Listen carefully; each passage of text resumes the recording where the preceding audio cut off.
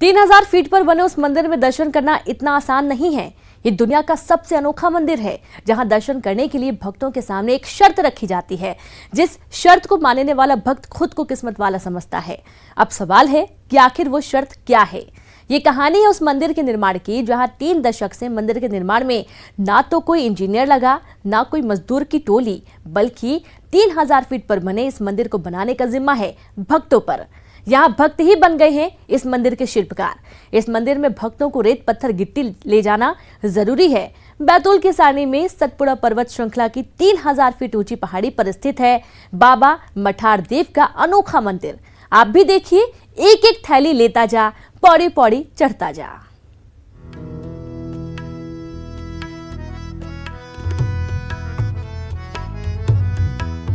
हरी भरी वादियों और सतपुड़ा की पर्वत श्रृंखला पर बसी ये है विद्युत नगरी सारणी। प्रकृति की गोद में बसे इस शहर में बहुत कुछ खास है। तस्वीरें देखिए, सतपुड़ा ताप विद्युत गृह तो इसकी पहचान है ही, लेकिन यहाँ कुछ और भी है जो है बेहद खास। इन पर्वत श्रृंखलाओं के बीच स्थित है एक अनोखा मठ। यहाँ विराजे हैं क्षेत्र के मठाधीश और ग्राम देवता बाबा मठार देव। ये क्या है कि यहाँ के नगर ग्रामीण के नगर देवता हैं, मठारेश्वर के नाम से प्रसिद्ध हैं, बाबा मठाधीश है यहाँ के।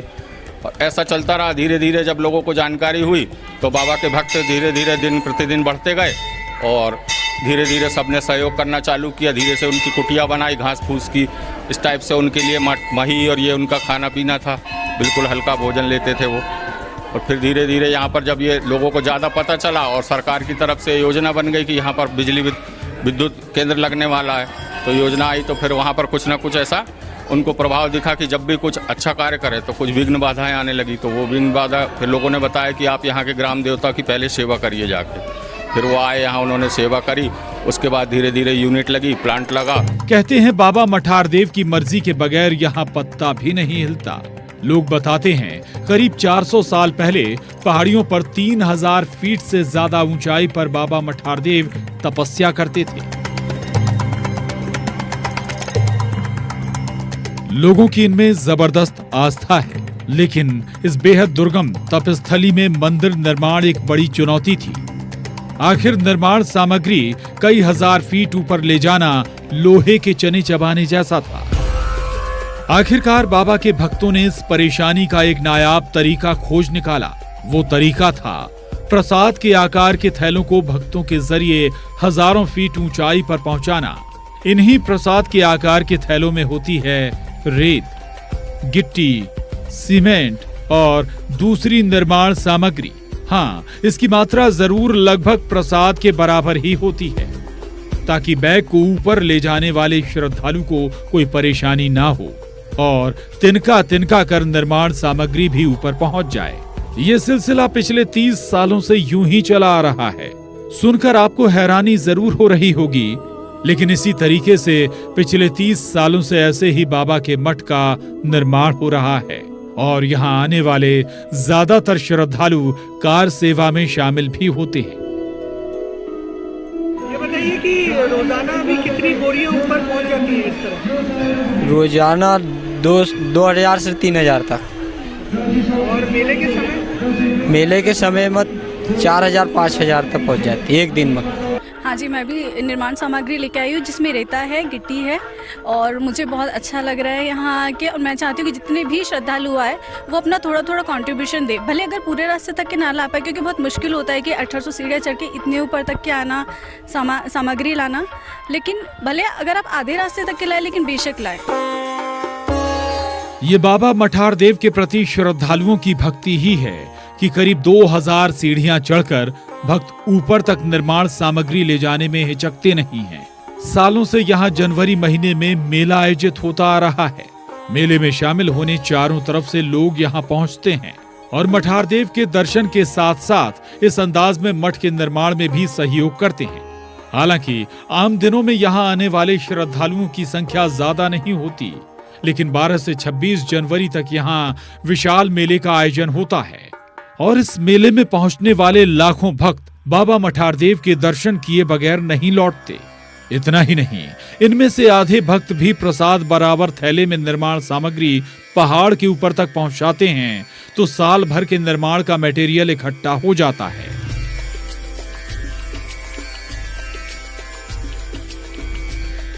बारह जनवरी से 22 जनवरी तक मेला लगा हुआ रहता है। तो ये 12 जनवरी से 22 जनवरी तक काफ़ी श्रद्धालु यहाँ आते हैं। तो ये एक कार सेवा के रूप में 2-2-2.5 किलो रेता ईटा गिट्टी लेकर के चढ़ते हैं। तो यहाँ कम से कम निर्माण सामग्री इकट्ठे हो जाती है। एक ट्रक रेता आ जाती है, गिट्टी हो जाती है एक ट्राली इसमें। तो उसके बाद साल भर इसका निर्माण कार्य चलता है। नहीं तो वैसे यदि लेने जाए तो नीचे से तो लेबर एक लाने में कम से कम 1 घंटा उन्हें लगता है, और वो मुश्किल से 15 या 20 केजी रेता ही आएगी। तो ये एक कार सेवा के माध्यम से विगत कई सालों से चला आ रहा है ये सेवा कार्य। हालांकि पहाड़ के शिखर तक मंदिर की कठिन चढ़ाई चढ़ना आसान नहीं होता, लेकिन इसके बावजूद श्रद्धालु निर्माण सामग्री लेकर जाने को अपना सौभाग्य मानते हैं। एक और बात, यहाँ संत का नाम मठारदेव पड़ने के पीछे भी एक खास वजह है। स्थानीय लोग बताते हैं कि संत कभी अन्न नहीं खाते थे, उनका भोजन केवल मठा हुआ करता था।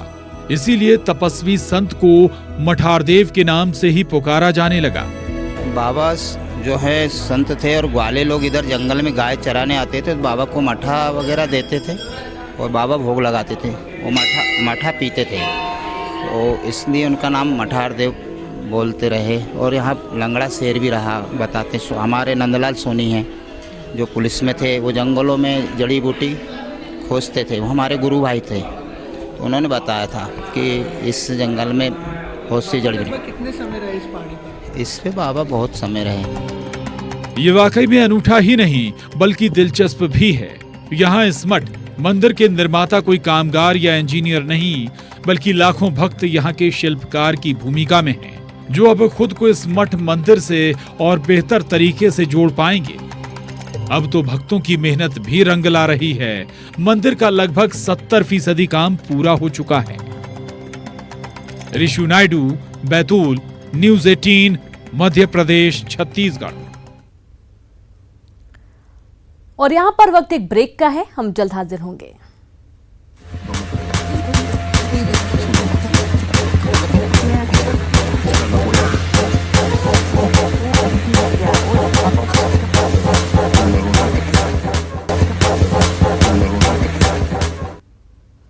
ब्रेक के बाद एक बार फिर से आप सभी का स्वागत है। आपने यूं तो कई बैंक देखे होंगे, लेकिन आज हम आपको एक अनोखा बैंक दिखाएंगे जिस बैंक में तैयार होती है रसोई, जिस बैंक में नोट नहीं बल्कि गिनी जाती हैं रोटियां। इस बैंक में यकीन मानिए घाटे का नहीं बल्कि मुनाफे का सौदा होता है, जहां मुनाफे के मायने हैं किसी जरूरतमंद के चेहरे पर एक अदद मुस्कान। ये बैंक बता रहा है इंसानियत से बड़ी कोई दौलत नहीं, जो कह रहा है जीना इसी का नाम है। आप भी देखिए अनोखा रोटी बैंक।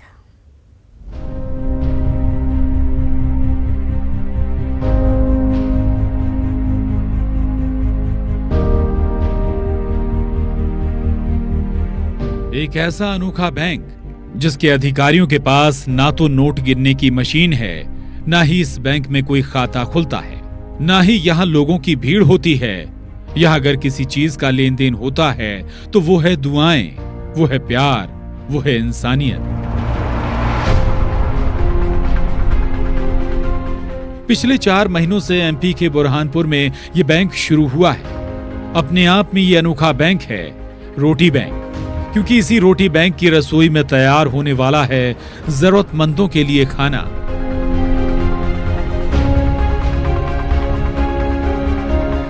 जी हाँ, इस रोटी बैंक में नोट नहीं, टिफिन में जज्बात भरे जाते हैं, जहां इंसानियत परोसी जाती है। आप भी देखिए, रसोई में खाना पक रहा है, सफाई से लेकर हर बात का खास ध्यान रखा जा रहा है, क्योंकि इस रोटी बैंक के वो ग्राहक या कहें मेहमान बेहद खास हैं। ये देश का वो अनोखा रोटी बैंक है जहां नोट नहीं बल्कि रोटियां गिनी जा रही हैं। बुरहानपुर के स्वर्गीय विजय कुमार शिंदे फाउंडेशन द्वारा रोटी बैंक की स्थापना 4 महीने पहले ही की गई है, जहां 60 साल से ऊपर के उन जरूरतमंद बुजुर्गों के लिए रसोई में भोजन पकाया जाता है जिन्हें उनके परिवार वालों ने किनारे कर दिया है। या फिर जिनके पास पेट भरने के लिए भी पैसे नहीं हैं, या यूं कहें जो 2 वक्त की रोटी का भी जुगाड़ नहीं कर पाते। लेकिन इन्हीं मायूस आंखों में उजाले की किरण लेकर आया है रोटी बैंक। हमने देखा है कि गरीब इस सेवा के लिए टिफिन लेने के लिए मतलब समय से पहले 1 घंटे आकर बैठ जाता है और उस अन्न के इंतजार में बैठे रहता है। अभी मैं 185 लोगों तक खाना पहुंचा रहा हूं और ये सारे लोग ऐसे लोग हैं जिनके घर में और कोई खाना बना के देने वाला नहीं है। सबकी उम्र 70, 80, 90 साल तक है और सभी निराश्रित है, निराधार है। उनके घर में कोई उनका ध्यान नहीं रख रहा है, बीमार है और गरीब है। जहां इन असहाय बुजुर्गों के लिए भरपेट खाना किसी दौलत से कम नहीं है। अब देखिए, रसोई में डब्बा लग चुका है और टिफिन को लेकर गरीबों के ये मसीहा ऑटो से निकल पड़े हैं।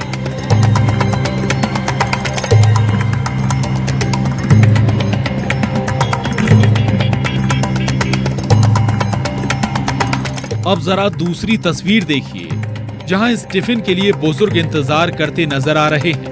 यकीन मानिए, ये वो इंसानियत का रिश्ता है जो पेट के रास्ते से होकर गुजरता है। लीजिए, अब इनके टिफिन वाले भैया की सवारी भी यहाँ आ पहुंची और सबके चेहरे खिल उठे, क्योंकि इनका ख्याल रखने के लिए रोटी बैंक वाले ये मसीहा यहाँ पहुंच चुके हैं। जैसे ही बुजुर्गों को टिफिन मिलता है, उन्हें लगता है उनके परिवार का कोई उनसे मिलने आया है।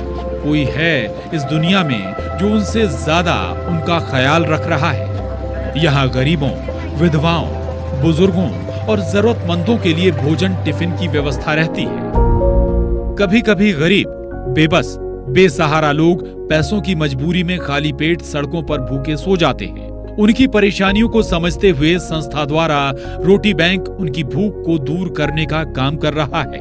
इस उम्र में रोटी के रास्ते जज्बात के इस रिश्ते को सभी सलाम कर रहे हैं और जिन्हें टिफिन मिल रहा है, उन बुजुर्गों के पास देने के लिए शायद कुछ नहीं हो, लेकिन उनकी दुआएं और उनके चेहरों की खुशी इन रोटी बैंक वालों को हर रोज नई जिंदगी दे रही है। यहाँ तक कि ये बुजुर्ग खुद कह रहे हैं, लग रहा है फिर से जिंदा हो गए। सब्जी, रोटी, चावल, कभी मिठाई भी आती है, थोड़ी बहुत, ऐसा सब आता बेटा। आराम से खाना खाते हम दोनों जने। अच्छा, 74-75 साल की उम्र हो गई, अब क्या करेंगे इसमें? कैसी व्यवस्था? नहीं, व्यवस्था अच्छी है, खाना भी अच्छा मिल रहा है, सब बढ़िया है। हम ये सोच रहे हैं कि दोनों टाइम मिले, क्योंकि हमारे घर में कोई पकाने वाला नहीं, करने वाला नहीं है। अब सवाल है कि आखिर इस रोटी बैंक का ख्याल कैसे आया? तो ये कहानी एक वीडियो के जरिए शुरू हुई, जब फाउंडेशन को शुरू करने वाले संजय शिंदे अहमदाबाद गए और उन्होंने ऐसी ही एक संस्था के बारे में सुना। तब उनके दिल में ख्याल आया, ये नेक काम हम क्यों नहीं कर सकते। उसके बाद महज कुछ दोस्तों की मदद से ये सबब का काम करने का सिलसिला शुरू हुआ। अहमदाबाद में एक रोटी बैंक के बारे में व्हाट्सएप मोबाइल पे एक वीडियो देखने मिला। मैंने सोचा अगर अहमदाबाद में काम शुरू हो सकता है और वहाँ चल सकता है बेहतर ढंग से, तो क्यों ना अपने ही शहर में ऐसा काम शुरू किया जाए। अपने शहर में भी काफ़ी सहयोगी लोग हैं, उनकी सहायता से काम शुरू किया जा सकता है, ऐसा मन में आया और मैंने यहाँ काम शुरू किया। शुरू में इन लोगों ने सिर्फ 20 टिफिन देना शुरू किए और कहते हैं ना, मैं अकेला ही चला था जानिबे मंजिल, मगर लोग साथ आते गए और कारवां बढ़ता गया। शुरू में तो मेरे 2-4 दोस्तों को मैंने बोला कि अपन ऐसा काम शुरू करते हैं। मैंने घर से 10 भी शुरू में पहले दिन 20 लोगों का खाना घर पे बनाया और उसके बांटने के लिए जिनके यहाँ देना ऐसे लोगों को ढूंढा और पहले ही दिन मेरे 20 लोग खाना जिनको दे सकता हूँ मैं, ऐसा चयन हो चुके थे। 20 लोगों का ये परिवार अब पूरे 200 लोगों का हो गया है, जहां रोज 200 बुजुर्गों के लिए एक वक्त का खाना मुहैया कराया जाता है, जिसमें अपनेपन की मिठास होती है। इस रोटी बैंक को आगे बढ़ाने के लिए लोग बढ़ चढ़कर हिस्सा ले रहे हैं। बाकायदा एक व्हाट्सएप ग्रुप भी बनाया गया है, जिससे ज्यादा से ज्यादा असहाय, गरीब, बुजुर्गों की ये फाउंडेशन काम आ सके। मैंने रोटी बैंक नाम से एक व्हाट्सएप ग्रुप बनाया। ग्रुप में इतने सारे लोग जुड़ गए कि करीब 1000 से भी ज़्यादा लोग, मुझे पहले ही महीने में इतने सारे लोगों ने उस ग्रुप को ज्वाइन किया। और उनसे मैंने रिक्वेस्ट जब किया कि भाई आपके घर के आसपास ऐसा कोई व्यक्ति जो अकेला रहता है, बुजुर्ग है, ऐसे लोगों के नाम बताओ, तो उन्होंने मुझे नाम व्हाट्सएप के माध्यम से भेजे। मैंने उनके घर जाके देखा, वास्तविकता चेक की और वो ऐसे नज़र आए, तब उनके अगले दिन से टिफ़िन देना शुरू किया।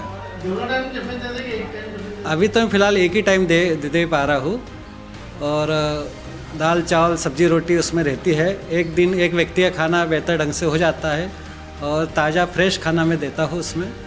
ये रोटी बैंक नहीं बल्कि इंसानियत का मिशन है जो कह रहा है अपने लिए जिए तो क्या जिए। वाकई जीना इसी का नाम है।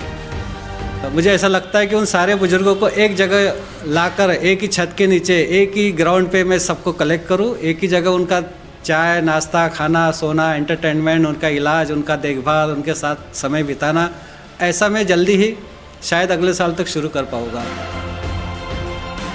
बुरहानपुर से शारिक अख्तर के साथ bureau report, news 18, Madhya Pradesh, Chhattisgarh. और वक्त हो चला एक छोटे से ब्रेक का। ब्रेक के बाद जब हम लौटेंगे तो आपको ले चलेंगे दुनिया के अनोखे लक्ष्मण मंदिर में।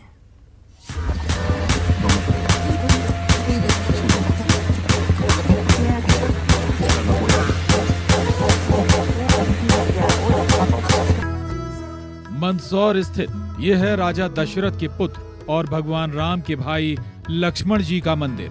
ये मंदिर अपने आप में खास इसलिए है कि लक्ष्मण जी का मंदिर आपको कहीं और देखने को नहीं मिलेगा। जी हाँ, ऐसा मंदिर जिसमें केवल लक्ष्मण जी ही विराजे हों। लक्ष्मण जी का ये मंदिर तो सबसे अलग है ही। इसके साथ ही मंदिर की नक्काशी और वास्तुकला देखकर भी आप हैरत में पड़ जाएंगे। मंदिर के गर्भगृह में लक्ष्मण जी की आकर्षक श्याम वर्ण की दुर्लभ पाषाण प्रतिमा है ये, जो कि शेषनाग अवतार में विराजे हैं। जिनके हाथ में धनुष है तो सिर पर शेषनाग का मुकुट है। जानकार बताते हैं इस मंदिर का निर्माण मराठा काल में किया गया था। हालांकि लक्ष्मण जी की ये पाषाण मूर्ति कहां से आई, इससे जुड़े तथ्य मौजूद नहीं है। लेकिन कहा जाता है कि सदियों पहले किसी को यहाँ मूर्ति होने का स्वप्न आया और यहाँ लक्ष्मण जी की मूर्ति मिलने पर मंदिर का निर्माण कराया गया। ये लक्ष्मण शाह का मंदिर के नाम से जाना जाता है, जो कि कश्यप परिवार का व्यक्तिगत मंदिर था। और ये लोग राजस्थान से माइग्रेट होकर के जब मंदसौर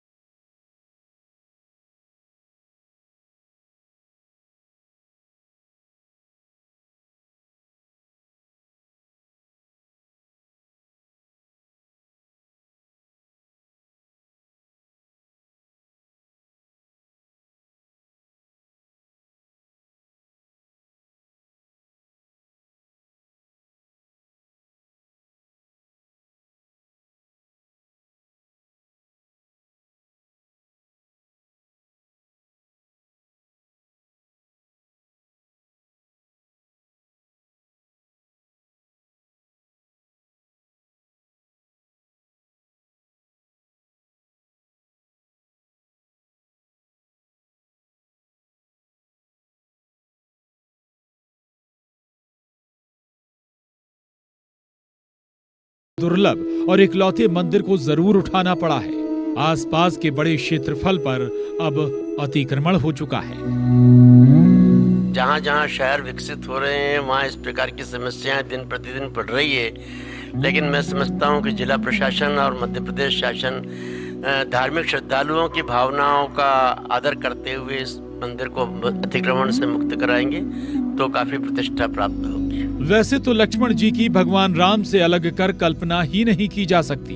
हर देवालय में भगवान राम के साथ ही लक्ष्मण जी का महत्वपूर्ण स्थान होता है। ऐसे में जरूरत इस सबसे अलग लक्ष्मण जी के मंदिर को न केवल संरक्षित करने की है, बल्कि इसके जीर्णोद्धार की भी जरूरत महसूस होती है। लक्ष्मण गेट से लक्ष्मण मंदिर के रास्ते का जीर्णोद्धार किया जाएगा, लोग अच्छे तरीके से आसानी से वहां पहुंच पाए और उस खूबसूरत जो पुरातात्विक महत्व का मंदिर है उस मंदिर का भी लाभ उठाएं, वहां धर्म के हिसाब से भी, संस्कृति के हिसाब से भी और पुरातत्व के महत्व के हिसाब से भी। आखिर ये किसी धार्मिक विरासत से कम नहीं। नरेंद्र धनोतिया, मंदसौर, न्यूज़ 18, मध्य प्रदेश, छत्तीसगढ़।